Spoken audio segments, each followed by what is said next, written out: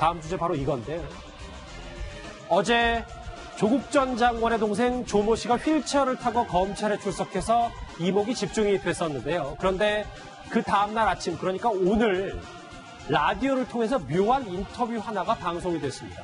먼저 어제 조 전 장관의 동생 모습부터 다시 만나보시죠. 혹시 건강 상태가 어떠신지 좀 한 말씀만 부탁드립니다.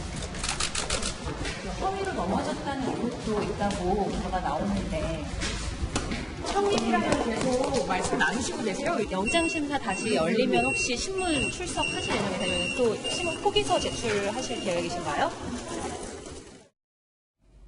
예, 그런데요. 검찰의 영장 재청구 방침에 조 전 장관 동생 여론전이라도 나서는 걸까요? 오늘 한 매체에 조국 전 장관 동생의 지인이 출연해서 건강 상태에 대해서 이렇게 증언했습니다. 같이 들어보시죠. 사고가 일어난 날, 그리고 밖에서 대기를 하고 있었습니다. 네. 넘어졌다라고 했었고, 넘어지고도 둘둘 털고 일어났는지, 그냥 창피하다는 정도. 그래서 자기가 직접 운전을 했고요. 그 도중에 다리가 저린다라고 하셔서 제가 운전을 해서 모 대학교 병원의 응급실 앞에 차를 댔고, 상태가 계속 악화가 돼서 그 다리가 완전히 움직이지 않는다랄 정도로 CT와 MRI와 순차적으로 찍었고요. 그랬더니 그 병증이 나오게 된 겁니다. 경추인대 골화증이라는 그런 병명이 있었습니다. 되었고. 그리고 의사는 응급하게 수술할지도 모르니 수술 준비를 하기 위해서 뒷머리를 삭발을 시켰습니다. 하나하나 좀 단어를 짚어볼 텐데, 물론 여러분들도 좀 듣고 읽고 계시겠습니다만, 조 전 장관 동생이 실제로 아프다는 거잖아요, 이 지인의 주장은. 네. 참 조국 전 장관 동생 같은 경우는 원래 이제 요즘 검찰에 출두할 때 자기가 비공개로 다 할 수 있습니다. 왜냐하면 일반적인 사람들이 언론에 놓치는 거 다 싫어하거든요. 근데 왜 굳이 조국 전 장관 동생은 언론에다가 이 사실도 알리고 또 내리면서 휠체어까지 타고 그러면서 또 기자들 묻는데 아무 대답도 하지 않고 병자처럼 들어갔을까? 참 의문스러운 대목이죠. 우리 이런 장면 많이 봤지 않습니까? 재벌 총수라든지 이런 분들이 항상 검찰 출두할 때 환자복으로 들어오고 말도 하지 않고 이런 모습을 봤는데, 지금 보시는 장면 같이 얼마 전까지만 해도 씩씩하게 가방 메고 이렇게 검찰에 오던 분이 갑자기 며칠 뒤에 저렇게 이제 걷기도 힘든 정도, 저렇게 또 휠체어에 타는 모습, 또 자기가 언제 나올지를 다 기자들한테 알리고 저렇게 사진 찍도록 하는 모습, 그건 뭔가 의도가 있겠죠. 왜냐하면 지금 영장 기각이 됐으니까 뭔가 검찰에서는 이제 추가 조사를 해서 다시 재영장 청구를 하지 않겠습니까? 아마 그런 걸 겨냥해서 한 것이고, 더군다나 또 친구라는 사람이, 지은이라는 사람이 직접 또 김어준 씨 방송에 나왔어요. 교통방송에서 하는 김어준 씨 방송에 나와서 진짜 아프다 라고 또 이제 증언을 하고 있지 않습니까?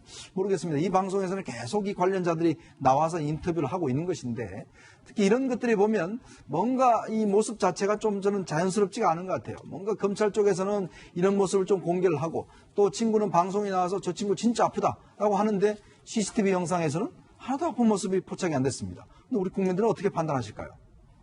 그러니까 영장을 검찰이 재청구한다는 방침은 조 전 장관 몸 상태 큰 이상이 없다는 얘기를 검찰도 판단하고 있는 거잖아요. 그렇죠. 검찰 쪽에서도 아마 그런 생각을 할 것 같아요. 아마 정경심 씨에 대한 영장 심사가 어떻게 결론이 나면 아마 후속적인 조치는 취할 걸로 보입니다. 들어볼 인터뷰가 하나 더 있습니다.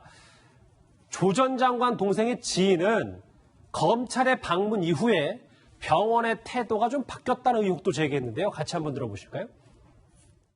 검사님이신데 의학 면허까지 있는 분이 한 분이 저녁 늦은 시간에 내려옵니다. 담당의와 상의를 하게 되죠. 그리고 그 상의가 끝나고 난 이후에 담당의가 병실에 들려서 환자에게 팔을 들어보라고 했습니다. 그래서 환자는 그때 당시에 있는 힘을 다해서 팔을 조금 들었고요. 그랬더니 모친을 병원에 모셔다 두고 수술을 대기하고 있었던 상태인데 매우 상태가 좋아지고 있다. 그렇게 이제 태도가 바뀌게 되는 거죠. 조수진 부장, 네. 병원의 태도가 검사 방문 이후 바뀌었다는 저 주장은 어떻게 들으셨어요? 전혀 믿기가 좀 어렵죠. 왜냐하면 우리가 어떤 검사가 가기 전에 계속해서 허리 디스크라고 얘기를 했었어요. 그런데 구속영장이 기각되고 나서는 또 갑자기 목 디스크라고 하거든요. 그렇기 때문에 전반적으로 이게 대체 무슨 이야기인가 도저히 신빙할 수가 없고요. 이 조 전 장관 동생의 지인이라는 사람, 익명으로 오늘 김어준 씨 프로그램에 나왔는데 지난 5월에 모 아파트 분양 광고로 인해서 조국 전 장관의 남동생을 처음 알게 됐다는 거예요. 지인이 지난 5월에 처음 알게 됐대요. 그럼 몇 달 안 됐지 않습니까? 그리고 또 한 가지, 경추인대 골화증이라는 병명이 나왔다. 이렇게 이야기를 해요. 허리가 아프다고 했다가 목 디스크라고 했다가 이번에는 경추인대 골화증이에요. 제가 경추인대 골화증을 사전에서 찾아봤는데 예. 경추, 그러니까 목뼈에 있는 인대가 늘어나고 석회가 끼는 겁니다. 그래서 대체적으로 물리치료를 한다고 합니다. 그렇다면 수술과도 관련이 없는 거예요. 그리고 또 한 가지, 경추인대 골화증이라는 병명이 나왔다. 그 다음에 이야기하는 것이 뇌 MRI까지 찍었다요. 아니, 허리 디스크에서 목 디스크로 갔다가 이번에는 경추인대 골화증이라는 병명이 나왔는데 왜 뇌 MRI를 찍는다고 주장을 하죠? 이 논리적으로 이해가 되십니까? 전혀 안 되시죠. 그리고 이 프로그램 직전에 서울에 있는 큰 정형외과 병원, 힘땡 병원 병원장이 전화 온 것, 프로그램 시작 1분 전에 우리 김종석 앵커도 같이 들었습니다. 예. 병원장 이야기가 경추인대 골화증이라는 것은 반드시 수술이 필요한 경우에는 목뼈 수술이기 때문에 뒷머리를 빈다고 합니다. 그런데 이 경우에도 수술이 불가피하더라도 2주까지는 병원 치료를 해야 한다는 것이 건강보험 심사평가원의 규정이기 때문에 지금 이 사람 말처럼 경추인대 골화증이라는 병명이 나와서 급히 입원하고 수술하라는 진단을 받았다. 도저히 이거는 맥락상 이해가 되지 않는다. 이것을 조금 꼭 소개를 해달라. 이렇게까지 당부를 해왔습니다. 조수진 부장, 제가 잠깐 반대편에 한번 서볼게요. 네. 알고 지낸 시간이 길든 짧든 실제 아픈 걸 지인이 알았고 조 전 장관 동생은 보니까 허리부터 경추, 목까지 다 아플 수도 있는 거 아닙니까? 네, 그럴 가능성도 있죠. 네. 그런데 목뼈, 허리뼈, 이건 뭐 경추 이런 거 금방 제가 설명드렸잖아요. 논리적으로 이해가 맥락이 되지가 않아요. 그렇다면 허리에 대해서도 이야기를 하고 허리가 아니라 목, 왜 갑자기 또 목 디스크로 올라갔는지, 목 디스크에서 왜 경추인대 골화증이라는 병명까지 나왔는지, 또 경추인대 골화증에서 왜 뇌 MRI를 하나씩 찍었는지. 들어간다는 것 자체가 그렇습니다. 도저히 논리적으로 설명이 되지 않아요. 그리고 이 정도의 말을 하려면 지인이라면 정말 이 사람의 병세를 지켜봐 왔던 사람이 나와야지, 자신을 소개하는데 5월 아파트 분양 광고로 인해서 처음 알게 됐다. 이것도 이해가 되지 않습니다. 알겠습니다. 김상희 평론가. 네. 그러면 정말 이걸 약간 소위 말하면 꾀병 논란을 좀 벗어나고 싶어서 여론전을 펼쳤다라고 생각하는 건 지나친 억측입니까? 아니요, 뭐 그런 거죠. 왜냐하면 지난번 영장 기각 사유가 뭐였습니까? 이제 뭐 그 몸이 건강이 안 좋아서 아니었습니까? 근데 그 이후에 드러난 게 저 폐소의 회로거든요. 지금 나오고 있는. 그러니까 굉장히 입장이 곤란해졌죠. 그래서 그런 입장이 곤란해진 것을 만회하기 위해서 지금 이런 일이 있는 것 같은데요. 저는 이런 생각이 듭니다. 지금 이게 이제 구속과 관련된 거잖아요. 그러면은 구속이 안 되게 하는 이유를 누가 입증을 해야 되는 겁니까? 입증 책임이 누구한테 있나요? 제가 볼 때는 이거는 입증 책임은 그 동생에게 있는 거예요. 왜냐하면 본인이 응당 구속이 돼야 되는 상황에서 그게 난 아니다라는 거를 하려면 입증 책임은 동생에게 있는 거고, 동생은 입증하기가 굉장히 쉬워요. 왜냐하면 본인이기 때문에 병원의 진단서를 받아가지고 서면으로 제출하면 됩니다. 그렇죠. 근데 그러면 되는데 저렇게 나와서 설명을 하고 또 검찰은 그 설명에 대해서 여론으로 또 반박을 해야 되고, 이런 거를 진단서나 어느 누구에게 간단하게 하면 그렇죠. 내면 될 일을. 어느 일반 국민에게 이런 일이 생길 수가 있습니까? 지나치게 이례적인 상황인 거죠. 그런데 이렇게 2달 넘게 이어지고 있는 조국 전 장관 관련 의혹들에 대해서 왠지 TBS 라디오에서만 해명을 하는 듯한 모양새입니다. 앞서 조 전 장관의 딸인 조민 씨 역시 TBS 라디오에서 이렇게 입장을 밝혔었습니다. 저는 제 방에 있었는데요.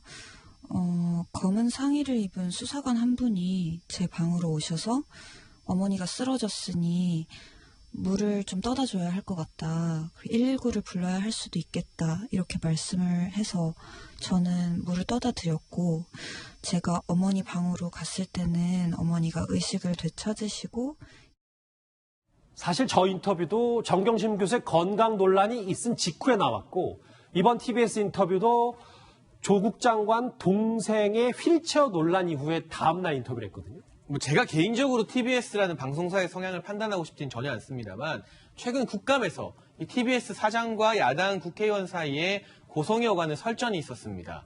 야당 국회의원들이 TBS를 향해서 특정 이념 성향의 사람들만 진행자로 앉히는 것이 아니냐 이런 비판을 했고 TBS 사장 같은 경우는 직접 방송 들어봤냐 이런 식으로 반박을 하면서 논란이 좀 있었는데요. 조국 전 장관 일가가 공교롭게도 또 이 TBS를 조금 편하게 여기긴 하는 것 같아요. 그렇다면 본인들의 의혹을 해명하기 위해서 특정 방송사를 선택하고 특정 프로그램을 선택하는 것까지 전 나쁘지 않다고 보거든요. 예. 편한 곳에 나가서 이야기할 수 있죠. 근데 문제는 방송이라면 응당 질문을 해야 됩니다. 인터뷰하겠다고 나온 사람이 이야기만 일방적으로 듣는다면 그게 어떻게 방송으로서 가치가 있겠습니까? 뭐 조민 씨 같은 경우에 여러 가지 진술이나 또는 조국 전 장관 동생의 지인의 진술이 나왔을 때 그에 반대되는 우리가 의구심을 가질 수 있는 여러 가지가 있잖아요. 진단서는 대체 왜 안 내고 인턴 증명서 왜 서울대 키스트와 말이 다른데 무조건 했다고 하고 이런 질문이 있어야만 그게 가치 있는 인터뷰인데 지금 나왔던 두 번의 인터뷰에 대해서는 일방적인 입장 전달만 있었을 뿐 예. 방송에서 응당 갖춰야 될 질문이 없었다. 그런 점에서 상당히 아쉽다는 말씀을 드리고 싶습니다. 저는 뭐 TBS가 사형 방송이면 뭐 저런 거 방송할 수 있다고 생각이 들어요. 개인이 운영하면 자기 마음대로 할 수가 있으니까. 근데 아시겠지만 이 TBS는 서울시가 운영하는 방송입니다. 그러니까 우리 1년 예산이 한 300억 정도 우리 바로 서울 시민들의 세금에서 나가는 방송이에요. 그럼 이게 하나의 공영방송이지 않습니까? 그렇다면 공영방송은 어떻게 되어 있습니까? 결국은 국민들이 알고 싶은 것, 즉 서울 시민들이 알고 싶은 것들, 그리고 또 서울 시민 질문하고 싶은 것, 듣고 싶은 거를 정확히 질문을 했어야죠. 자, 그러면 조국 전 장관의 딸인 조민 씨가 나왔을 때도 왜 피해 사실과 관련해 질문을 해야 됩니다. 이번도 마찬가지거든요. 근데 그런 질문을 하지 않고 본인들이 하고 싶은 이야기만 하는 것이죠. 자, 그걸 과연 내 세금을 내고 듣고 싶으신가요? 저는 그런 면에서 보면 정말 TBS가 이 상황에서 과연 공영방송의 역할을 하고 있는지 정말 저는 한번 되묻고 싶습니다. 저희가 관련해서 이 묘한 인터뷰까지 있었다라는 제목으로 조 전 장관 이슈를 한번 달려와 봤는데 관련해서 댓글이 한번 들어왔습니다. 같이 보실까요? 변호인단이 무려 18명, 죄가 많다고 인정하는 꼴 아닌가라는 의견이 있고요. 조국이 검찰, 조 전 장관이 검찰개혁 반대하는 다른 교수들처럼 살았다면 검사들에게 마녀사냥 안 당했을 텐데 도대체 오늘 어디에 갔을까? 저도 사실 궁금합니다. 그동안 먼지털이식으로 그렇게 집중준 수사한 결과물이 이 정도냐? 정치검찰 문제다라는 조 전 장관 입장을 지지하는 얘기도 있고요. 마지막입니까? 병원에서 담배 피고 고함지를 때로 얹고 정말 쇼하고 있다라는 저런 지적의 댓글까지 만나봤습니다. 조 전 장관 이슈를 좀 쉼없이 달려와 봤는데 다음 주제 여의도 정치권으로 한번 가보겠습니다. 다음 주에 바로 확인합니다.